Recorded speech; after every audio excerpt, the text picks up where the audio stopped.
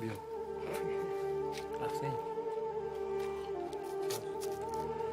بگذرم چون از جهان یادم کنید، در کجای گفته فریادم کنید. بعدی مردن تا نگردم به نشان، ذکری خیر دوستان شادم کنید. گر خطایی رفت از من منظرت، آن خطا بخشید و آزادم کنید. یاران و برادران مرا یاد کنید، تابوتی مرا زی چوبی شمشاد کنید. تابوتی مرا قدم قدم بردارید، در خاک سیاه مانید و فریاد کنید. از درخت افتد برگ زیر پا شود، حیفی عمری آدمین تا می رود کم می شود.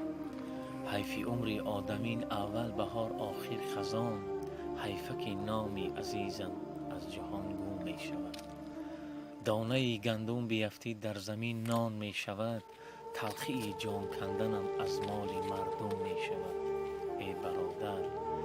ای برادر تو بیا از مال مردم توبه کن، که مال مردم در قیامت مار و کژدم می شود. حقی مردم خور هرگز تو مشو، جاهل و بیار هرگز تو مشو.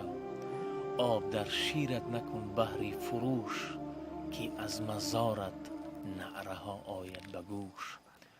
ای خواجه بدی نکن که عمر در گذر است، یک عصر چوبینی عمر آن یک نظر است. گر عیش و طرب کنی و غافل باشی، هوش دار که به قبر بالینت تر است. در عالمی بی وفا کسی میر نشد، از مردن آدمین زمین سیر نشد. کس نیست سخن برد بر استاد اجل، مردن که حق است ولی جهان پیر نشد. ای خواجه بدی نکن که عمر در گذر است، زیرا مرگ من معلوم اما مردنم معلوم نیست. مومنم اما ایمان بردنم معلوم نیست. در قیامت راه دارم نام او گویم سیرات، من نمیدانم به آنجا رفتنم معلوم نیست.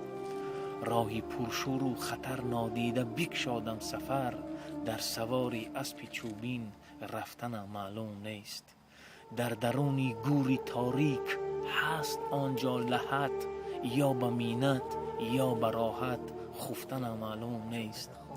گر خدا را بنده ای یک روز آخر رونده ای، به نماز و به روزه در قیامت تو شرمنده ای.